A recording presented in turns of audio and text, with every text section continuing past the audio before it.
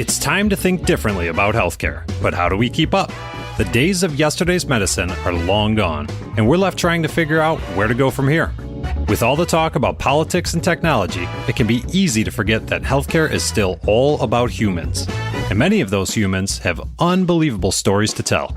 Here, we leave the policy debates to the other guys and focus instead on the people and ideas that are changing the way we address our health.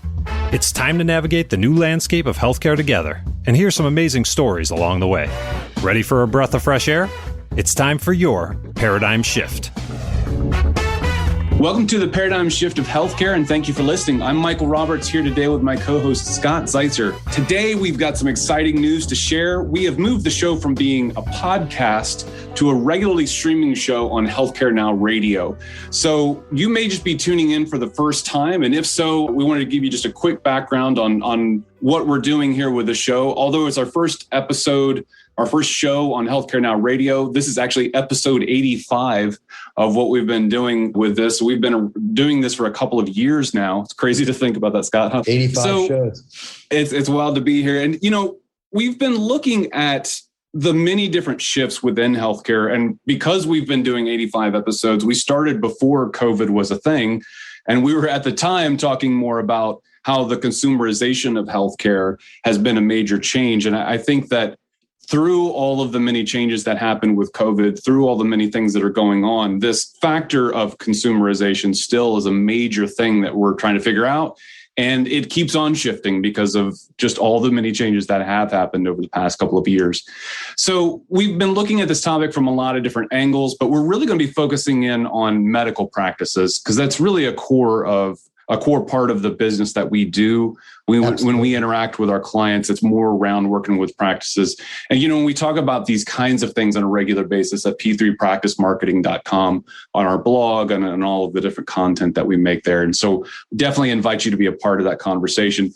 Today, we're focusing specifically on how patients search for doctors online. Yeah, Michael, when you and I were talking about doing the first show for the radio, this was the topic that kind of really came to both of us because this is something we talk about constantly with all of our providers. A lot of practices have to realize that patients are looking more and more to Google and other online search engines to find the practice, to get more information about the doctor. I still think the vast majority, and Michael, tell me if you disagree, the vast majority of patients, they have a doctor in mind, somebody who's referred to them, no doubt. Then this is the difference, and this is important.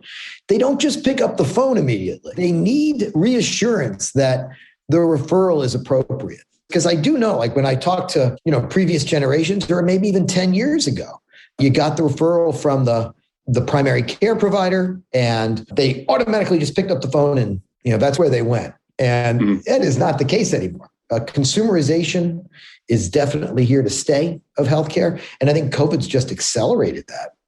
Yeah. We're looking at some stats actually from before COVID around like how consumer behavior was changing on all this stuff. And I can only imagine how much more rapidly that stuff's accelerated since that time, in terms of all of us learning new digital behaviors and depending on those digital behaviors more. As we're, talking about the fact that people are looking for their doctors online, there are like so many different ways that they can, there are search engines, but there's also review sites and there's also social media. And there's all these different tools by which we can go acquire information these days. Yeah. Michael, this is something that I want everyone to understand that. And if you think about it, for all the practices out there that are listening to us, my mother, she's over 29, everybody, but she might be closer, to her 70s. Yeah, she's somewhere in between there. Huh? She's somewhere in between that, right? But she's talking to me about the quality of her Zoom calls. So don't think that, but that's for everybody else. But in my demographic, ... It's like, no, in your patient population, this is the thing that's really changed and been definitely, and I think will be here, post-COVID, is the ability for everybody to go online and take a look at you, whether that's the website, whether that's through a search engine, whether that's, through some sort of reputation marketing. Michael, I know that you've done some, you got some stats out there about search engines between, 2017 and 2019, it was increased by 60%. Is that right? Yeah, absolutely. So we're looking at a survey that was commissioned by Binary Fountain. They have a resource available online where you can look at some of this kind of information. But this is one of the core ways that people are finding their doctor. They're just hopping in Google and they're doing that search. There are other search engines out there that they could be using. Obviously, the percentage of usage drops off rapidly. But, it's something to just be aware of, like before we get into the specific numbers around how patients are behaving.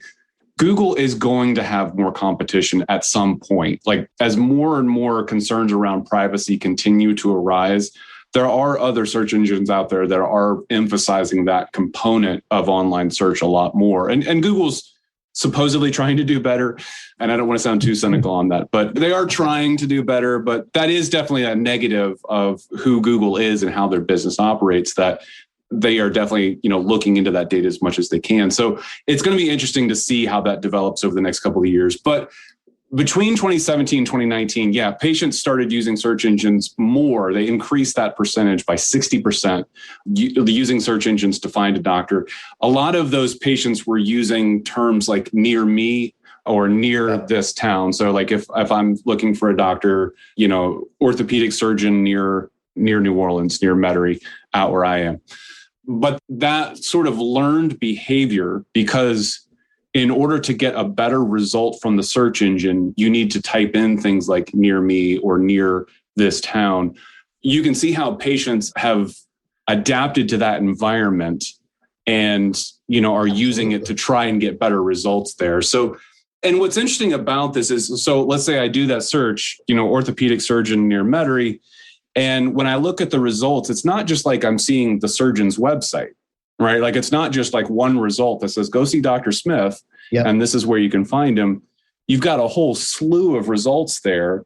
And sometimes it's for different surgeons, but even for that same surgeon, you could have multiple results, multiple different types of results there. So there's a lot to consider. And I don't want to jump too far ahead on all those different components, but you've got things like review sites and you've got map listings and you've got ads up in there. And so there's definitely a mix of things that happen just right there in that one search results page. Yeah. Michael, this is that thing where, but not in my demographic conversation starts to occur. And it's like, yes, it's happening across the board.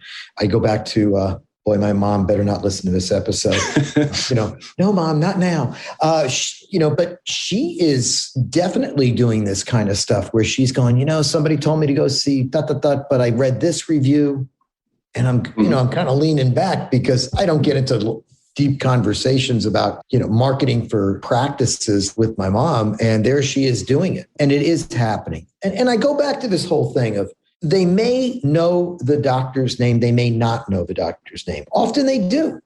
But Michael, how many times have we had conversations, where, hey, they went online and they saw I was doing a good job, or they read some reviews and that kind of sealed the deal for them. Yeah, sure. Right. The content marketing, because I go through this conversation every time with practices, 3 basic components, everybody. A good website with good content. That's part 2. Website 1, content 2. 3, you better do some reputation marketing, because not everybody just finds you just typing in, orthopedic surgeon, common New Orleans, orthopedic surgeons near me, that kind of thing.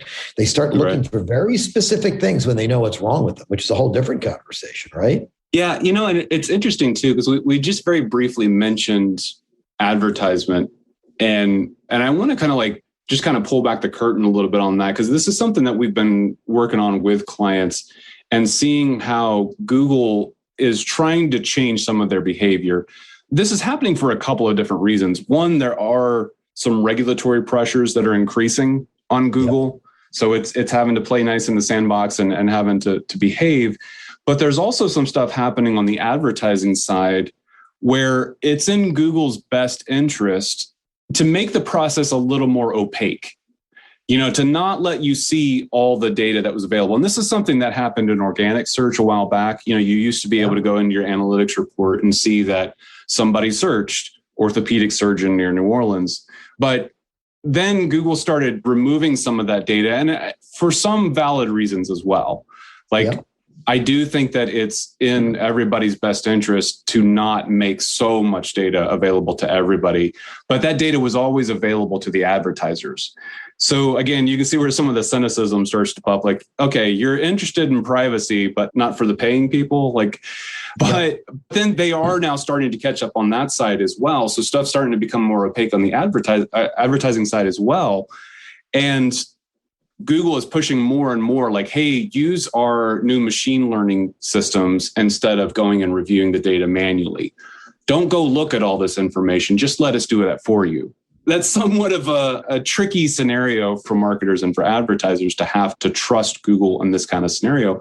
So more and more using what you can to control your own destiny, writing good content for yourself, really trying to do as much as you can on the organic side is going to become more and more important. Like Google's putting out more and more restrictions around advertising that's very specifically medically related. And we're starting to see this in some of our Google Ads accounts, where if you're dealing with a very specific medical procedure, Google doesn't really want to talk about that in the ads anymore. So like all things Google, it's not being evenly applied. So some practices are getting that, some aren't. But this is something that's kind of happening, and the tides are kind of shifting here. So again, like this is really a chance to lean back into that organic side of things and really explore every opportunity that's available. Yeah, I make the same joke I think I've made for the last decade. So Michael will roll his eyes, which is essentially if you want to be found for jumping jacks in New York City, then you write about doing jumping jacks in New York City. It's that simple. Google is good at what it does. There's a lot of things that we can all complain about regarding Google, but from an indexing perspective, you want to control your destiny. Hey, write good content. You know, when you write good content, everybody, it's not just about getting found. I mean, that's great, but you're also setting good expectations. You're educating your patients. You're being a better doctor. I always joke with the total hip surgeon. They don't want to have sciatica patients. They want, they want patients that need total hip procedures, not sciatica patients. They need to go see somebody else. And the patient doesn't want to go see the hip surgeon for sciatica. So This is what I mean about setting good expectations. I have a good friend of mine who practices orthopedic surgery, and he tends to really take his time and talk to the patient in very detailed, but he tends to run behind too. And he set those expectations online. And so the patients that came to him, didn't mind waiting an extra 5-10 minutes. So that's great. Sure. Everybody wins. Everybody, I always appreciate that you tune in, that you're listening to the show here. I wanted to let you know that we have set up a new newsletter that you can get to at paradigmshift.health. That's paradigmshift.health. You can go there, and the reason that we've got this newsletter is that we like to send out a few extra pieces of information with the show. We also have a full transcript for every single episode that we do, and we can let you know that through email. We can let you know also if we have like a good quote card to be able to show for every episode. So check that out if you'd like, paradigmshift.health. Thanks so much. So if you're just joining us, this is the Paradigm Shift of Healthcare with Michael Roberts and Scott Zeitzer. Our show focuses on the changes practices are facing in business and marketing. We're talking today about the ways that patients find their doctors online. And so far, we've just wrapped up how they use search engines to find their doctors. Scott, we definitely have plenty of other ways that we can talk about. And one of those things is definitely the reputation marketing side of things, right? Yeah, it's the bow. When the gift wrap, right, is done, you've taped everything down. I've got good content on my website. I'm explaining myself well. And then the patients want to go elsewhere to kind of take a look at what you're about. It is happening. Again, it goes back to that consumerization of healthcare. Just because you said you're great at what you do, well, nowadays they're going to go check up on you. And it's very normal. It's like every other thing out there. It's not like we don't do it when you go to a hotel. You go to the hotel website, it looks great pictures. It looks like the food's good and everybody's smiling. But what do? We go online and look up reviews, the restaurant, the hotel, doctor's office too. And I mentioned before, like you set great expectations with content marketing, you set good expectations with reputation marketing as well. It really does a good job of describing who you are, what you're about, how well you're doing without sounding like the lawyer at 11:30 at night. And here's a win for you. Google's indexing those reviews. So that's helping as well. Yeah, absolutely. And, we were talking about some stats that we were looking at with search. 75% of patients are influenced by online feedback when choosing a provider. 3/4 of the patients out there are looking at this information. And then 60% of patients are checking online for reviews for a provider, even if they've been referred. So Scott, going back to that scenario that you were talking about there at the beginning, they got that referral from their primary care physician. 6 out of 10 times they're still going to go check and saying, like, is this person any good? Is it worth my time to go over there? Yep. And that's one of those conversations we have all the time with a lot of our customers. Like, how do I know? Was this somebody that was referred by you guys? Who gets credit, for the win? And I always laugh and go, well, we kind of all do, right? Because the practice has done a great job just taking good care of their patients and getting the word out to friends and family and other primary care providers, et cetera, right?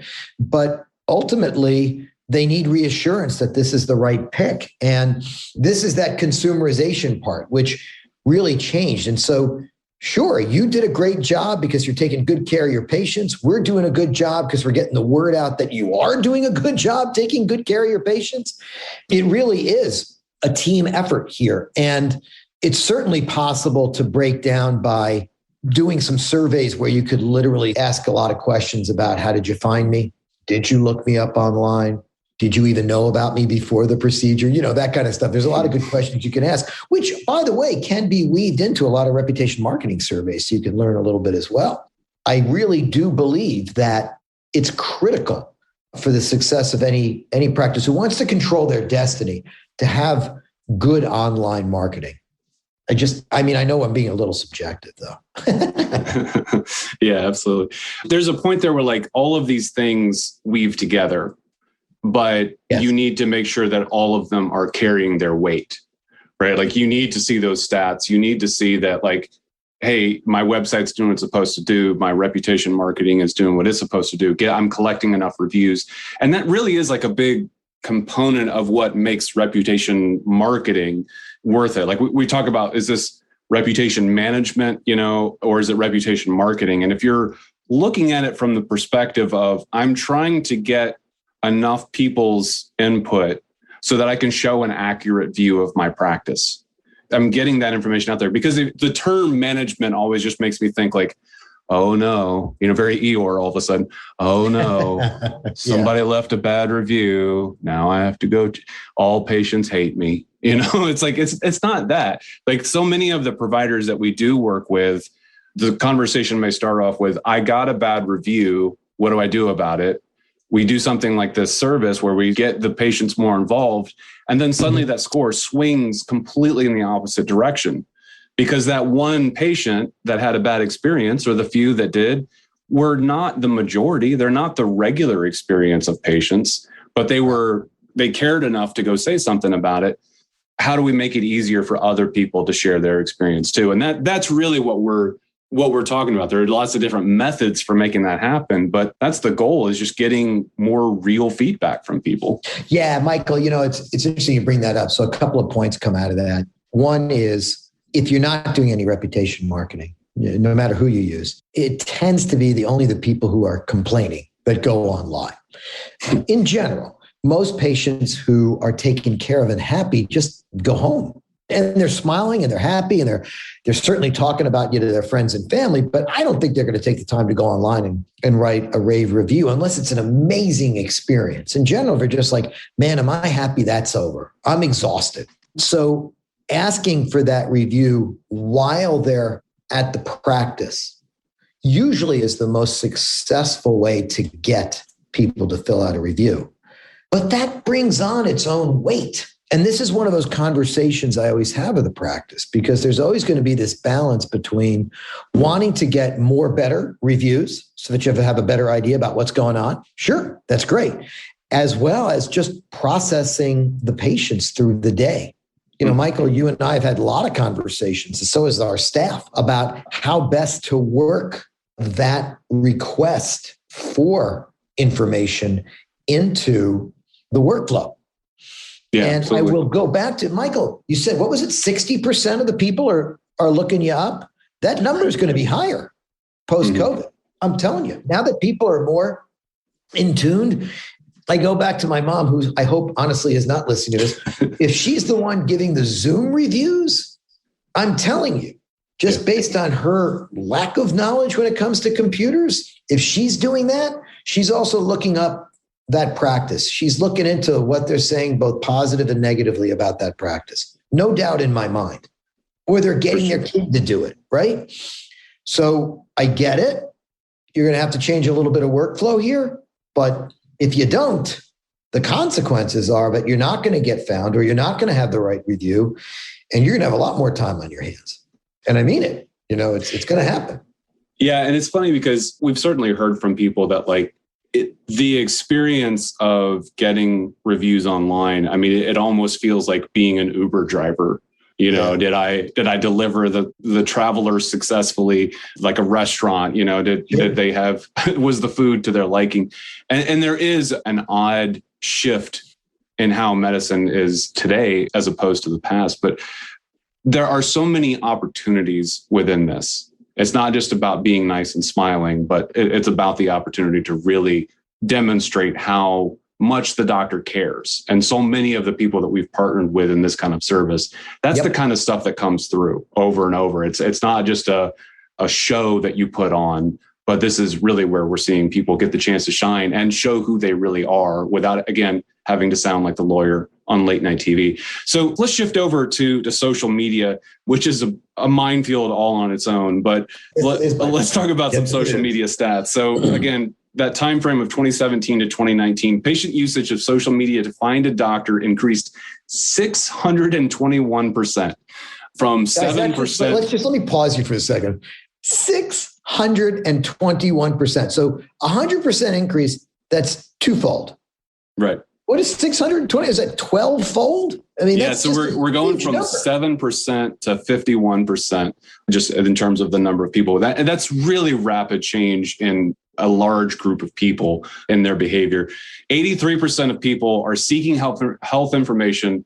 They're concerned about incorrect or misleading information. Again, this was pre-COVID. So think about how much more that became exacerbated. And then 43%, and very justifiably so, 43% said they would find social media information more credible if it was cited by a medical professional, if the doctors themselves are sharing that information, or if people can directly link back to the information that the doctor shared. So there's, first of all, just the element of combating misinformation, just getting good info out there and providing that.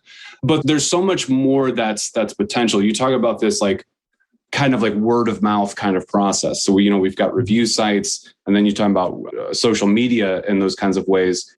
We get the chance to see people respond to different posts and different ads that we help doctors manage and that sort of stuff all the time. And you know what's so funny, talking about advertising on social media, we'll get comments and it'll say stuff like, oh, Dr. Smith's,